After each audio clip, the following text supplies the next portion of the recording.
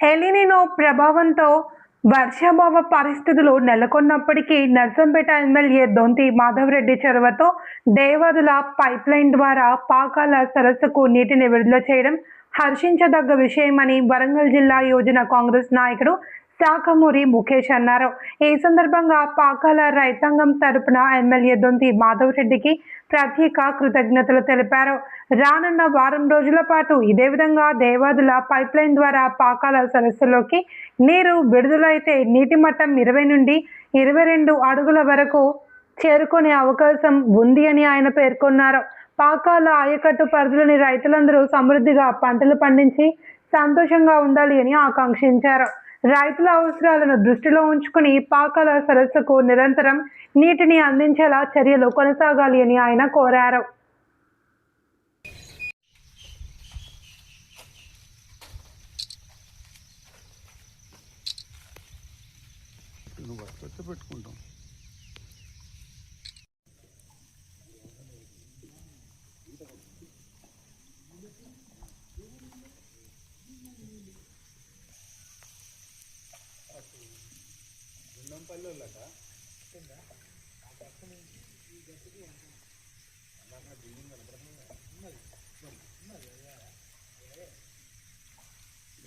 అయితే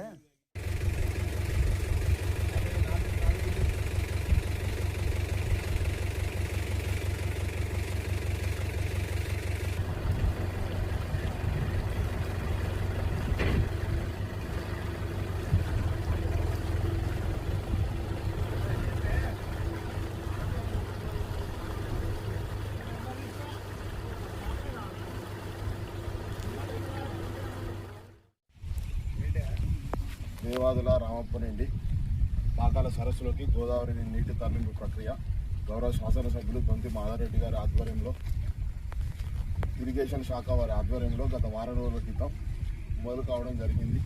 నిరంతరాయంగా గోదావరి నీళ్లు పాకాల సరస్సులోకి వస్తూ ఉన్నాయి. వారం క్రితం 14 ఫీట్లు ఉన్న నీటి మట్టం ప్రస్తుతం 22 జూలై నాటికి 16 ఫీట్లకు చేరింది. ఇదే విధంగా ఈ గోదావరి నీరు అనేది పాకాలోకి రావడం జరుగుతూ ఉంటే నిరంతరాయంగా మనకి ఆగస్టు మొదటి వారం వరకు పాకాల సరస్సులో నీటి మట్టం 20-22 ఫీట్లకు వస్తుంది. మన రైతుల యొక్క ఆశలు అన్నీ చిగురిస్తూ ఉంటాయి, పంటలు సుభిక్షంగా పండుతాయి.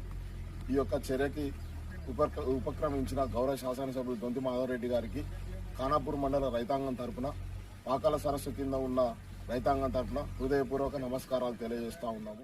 విడుదల విషయంలో లేనిపోని రాద్ధాంతం చేస్తూ తమ యొక్క పబ్బం గడుపుకోవడానికి రైతుల్ని పావుగా వాడుకుంటూ వారిని అయోమయానికి గురి చేస్తూ ఉన్నాయి. దయచేసి రైతులందరూ వారి యొక్క మాయలో పడి ఇబ్బందికి గురి కావద్దని చెప్తున్నాం. ఏ ప్రభుత్వం అయినా నీరు ఉన్నప్పుడు ఖచ్చితంగా వదిలిపెడుతుంది. అదొక్కటి మీరు అందరూ గమనించుకోవాల్సిందిగా కోరుకుంటున్నాము. కాంగ్రెస్ ప్రభుత్వం అంటేనే రైతు పక్షపాతి. ఇది ఒక్కటి మీరు అందరూ గమనించుకొని ముందుకు సాగాల్సిందిగా నా యొక్క మనవి.